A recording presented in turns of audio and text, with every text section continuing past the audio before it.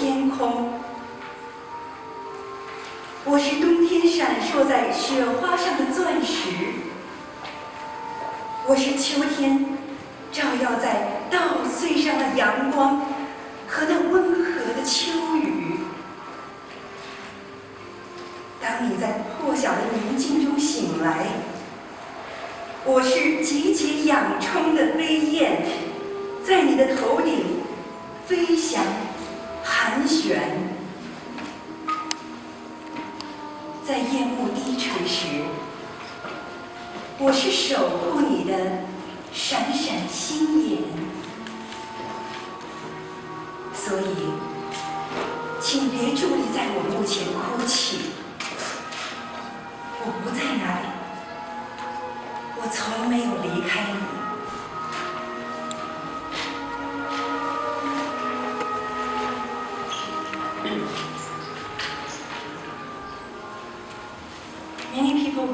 Many people wrote poems right after I died on the floor. Many of the authors of those poems are unknown, but the collection is published in a book entitled Iris Chang in Eternity. The poem I'm going to share with you is from the book. 鸢尾花，你永远开放。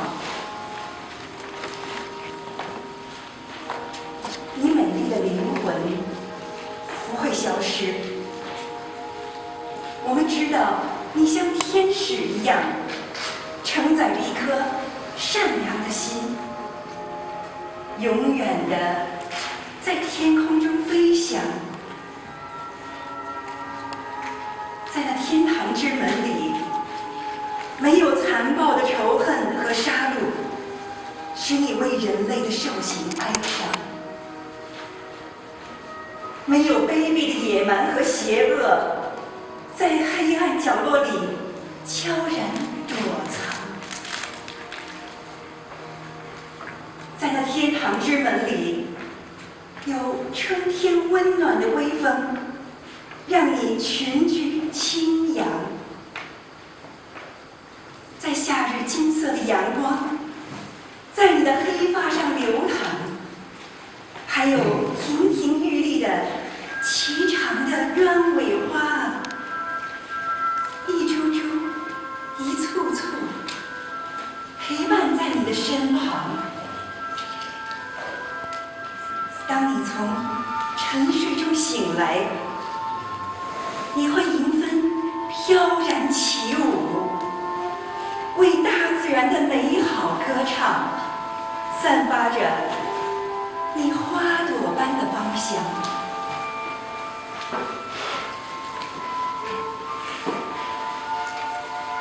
There are many other very touching poems that are collected in the book Iris Chang in Eternity. If you're interested, you can read the book. And next, I'm going to introduce you our very talented flute player, Ms.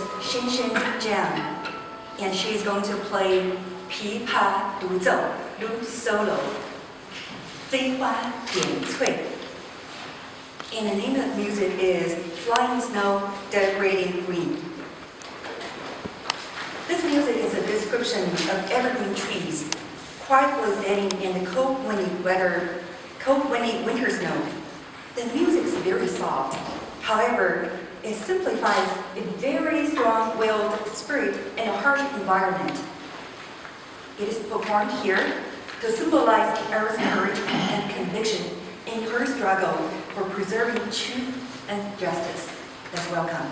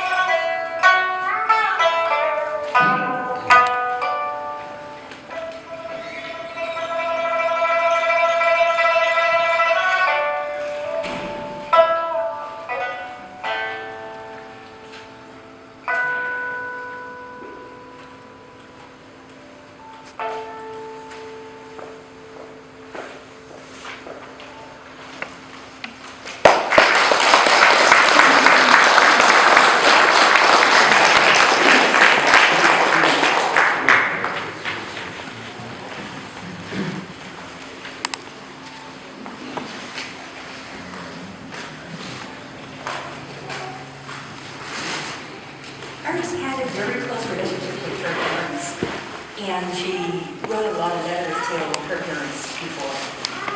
And now, Ying Ying and Xiaoting Chang, we would like to share some of the letters with you. Let's welcome Ying Ying and Xiaoting.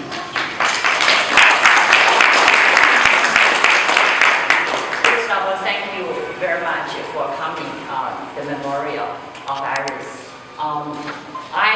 To me and my husband, her parents, we always think of her as a loving daughter. She always, she wrote so many letters, and I was collected into my memoir, as you see. So there's many letters. I just choose two to read. I'm going to read one, and my husband going to, her father going to read another one. The first one, this letter was written by Iris Chang on May 5th, 1998, after she received the Woman of the Year award at Washington, D.C. from the Organization of Chinese American, OCA. Okay. As is on May 5th, 1998, Dear Mom, I'm sorry that I sounded so rushed when you called me. It's true that I've neglected my loved one for the last few months. I feel ashamed that I have not yet bought you a Mother's Day gift or even a card. Only this note that I'm hastily written from my laptop computer, perched upon a bed. How I wish you could have been there during the Woman of the Year ceremony. I told the audience how you inspired me over the years, how you served as my first role model. Please forgive me. I love you dearly, even though I haven't found the time to talk to you in the last few weeks. And in a few weeks, we will all be reunited, and the book tour will finally be over. I feel like a soldier returning from a 6-month war. No, Iris. The second letter is addressed to me, but actually is linked to both of us. So I let my husband, Iris' father, read it. Iris was very close to both of us. And this was the time, it was October 27, 1999. She has just finished writing the River Bank report. And during the time when she wrote the book, and she usually started to write in the evening, and he spent all the time over the whole, and in the morning, before she went back, she called us, and at the time we lived in Illinois, and she was already in California. So we just get up, so usually we spend about a half hour talking. So every day we did that. And she told us everything, but her thought and things like that. And then later on, of course, when the book was out, she also went to different places to keep up. And this is one of the letters at the time when Iris was busy and finishing the book and sent to us.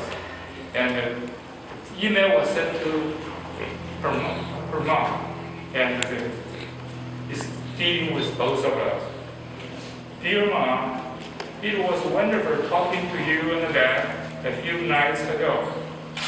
Few people achieve the level of intimacy and love that we enjoy as parents and adults on an almost daily basis, as I just mentioned. As a family, we are blessed, truly blessed, and we must remind ourselves of this every day. Many of my friends don't feel comfortable talking to their parents ever. Dwelling into history, into other people's stories, takes all our problems into perspective. Time and again, we have to remind ourselves how extraordinarily lucky we are. Much love, Iris, from Heaven. Thank you.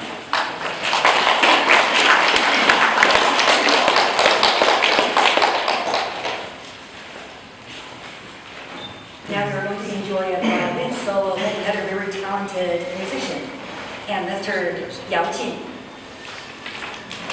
And he's going to perform Schindler's List and the main theme song music from the movie Schindler's List. The reason for this piece is because in 1996, Iris discovered the diary of German businessman John Robbie.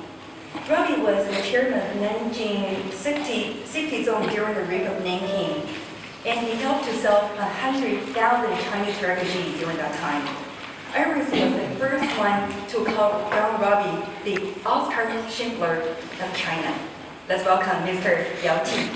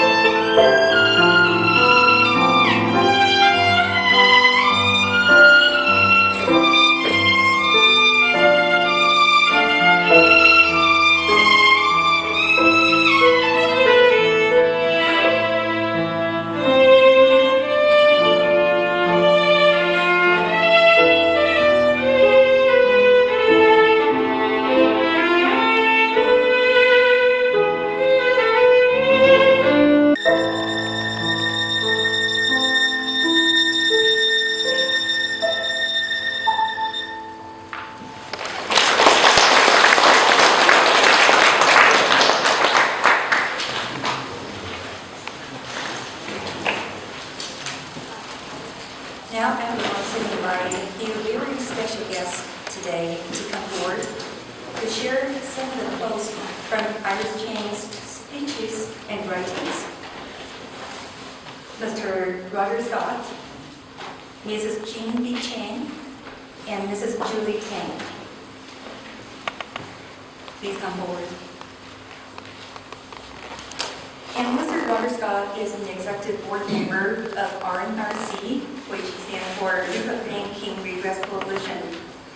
And Mrs. Jean Chang is the chairwoman of RNRC.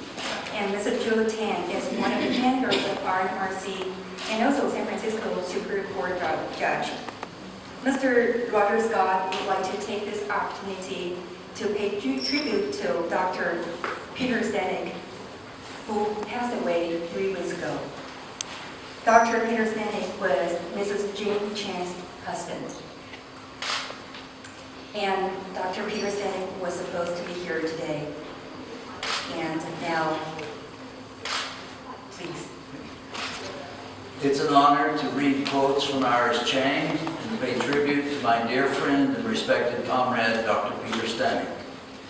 Peter was a mathematician who dedicated his agile mind and generous spirit to serving the people, especially those denied justice in life and to all who forgotten in death. He and Dr. Jean B. Chan, his wife and life partner, also a mathematician, shared a passion for justice, peace, and historical truth. For many years, Peter struggled to make the Japanese government acknowledge Japan's massive and barbaric crimes against humanity during the Pacific War and to make a formal apology to the millions of victims and their survivors and to make restitution. Dr. Stanek was an accomplished scholar